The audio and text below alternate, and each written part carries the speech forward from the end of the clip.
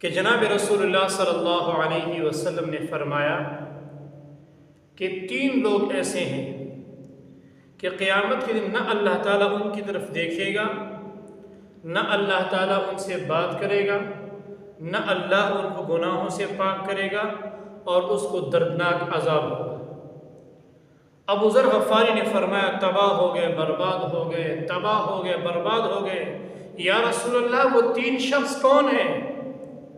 جناب رسول اللہ صلی اللہ علیہ وسلم نے فرمایا ایک اپنے شلوار کے 5 ٹخنوں سے نیچے رکھنے والے، اب وہ پینٹ کے 5 ہوں یا پتلون کے 5 ہوں یا شلوار کے 5، اگر 5 ٹخنوں سے نیچے رکھتے ہیں، ایک یہ ہو گیا۔